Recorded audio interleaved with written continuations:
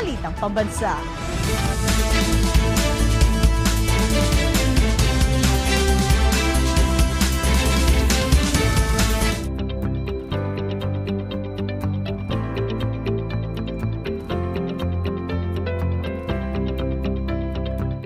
GADWatch Solo Parents Act. Yung Expanded Solo Parents Welfare Act, isa itong batas na naglalayon na protektahan yung mga karapatan ng mga solo parents at ganun din yung kanilang mga anak. Halimbawa dyan ay yung pagdadagdag doon sa solo parents leave. Napakahalaga nito para matiyak na yung mga solo parents natin ay present sa mga significant events or milestones ng kanila pong mga anak. This Expanded Solo Parent Welfare Act entitles solo parents na makatanggap ng 1,000 pesos monthly subsidy. Gayon din yung discounts na ibinibigay para sa mga solo parents naman na may mga anak 6 years old pababa. This enables them to purchase diapers, milk, medicines, or vitamins or supplements for their children. Sustainable Livelihood Program, they will be prioritized in either tracks, which is micro-enterprise development or employment facilitation. Likewise, they are also prioritized for other social assistance, like assistance to individuals in crisis situation. Other government agencies have also extended support for solo parents as prescribed under the law. So si DOH, of course, yung discount and exemption from value-added tax to solo parents on the purchase of commodities. Gayon din naman sa PhilHealth, of course, yung automatic coverage as prescribed under the Universal Healthcare Law. And sa National Housing Authority, yung housing provision to indigent solo parents.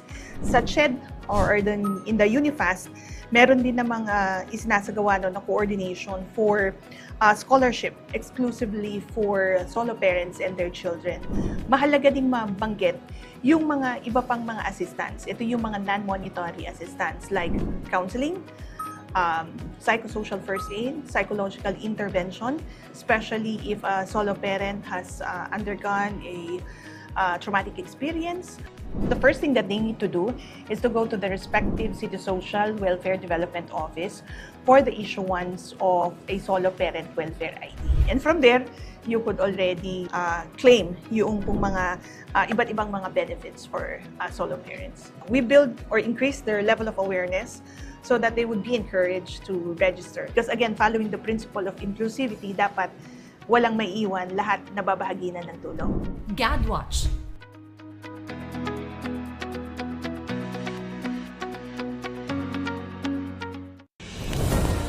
Isang pagpupugay sa ating manggagawang Filipino.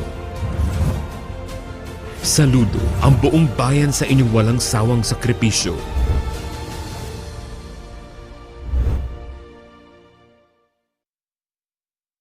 As a woman, gusto ko sana yung kandidatong pipiliin ko or iboboto ko is magpo-focus sa rights ng women. For example, marami akong experience na nabastos ako sa daan. Di ba recently merong bawal bastos na law na nabuo sa bansa. So gusto ko sana yung kandidato na pipiliin ko is sinusuportahan yung batas na yun. At the same time, marunong ding rumispeto sa babae. Hindi lang sa babae, kundi sa karamihan ng tao. Depende man, marginalized man yan, babae, lalaki. Lahat ng tao deserve ng respect as well as senior citizen, LGBT community. Pero as a girl, gusto ko sana pantay lahat ng tingin sa kababaihan nung kandidatong pipiliin ko. Maging bahagi ng pagbabago. Bumoto ng wasto. Hatol ng Bayan 2025.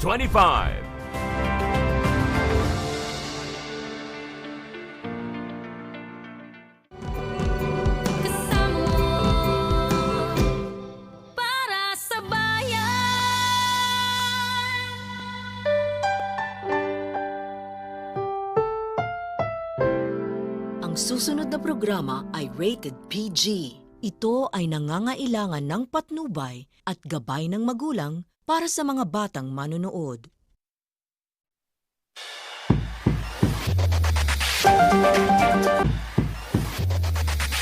Tonight's top stories.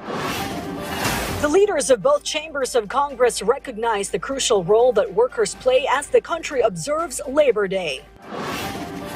The Department of Agriculture, or DA, under the Marcos administration has so far established 150 processing centers. The University of Santo Tomas, or UST Growling Tigresses, eye the University Athletic Association of the Philippines, or UAAP crown as they gear up for the upcoming season. All these and more on PTV News tonight.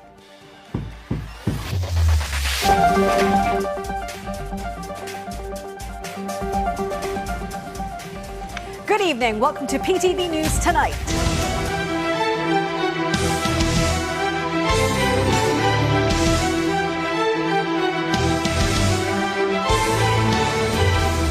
As part of the Labor Day celebration, more than 14,000 jobs were offered at a job fair held in Pasay City, led by President Ferdinand R. Marcos Jr. In his message, President Marcos Jr. emphasized the government's ongoing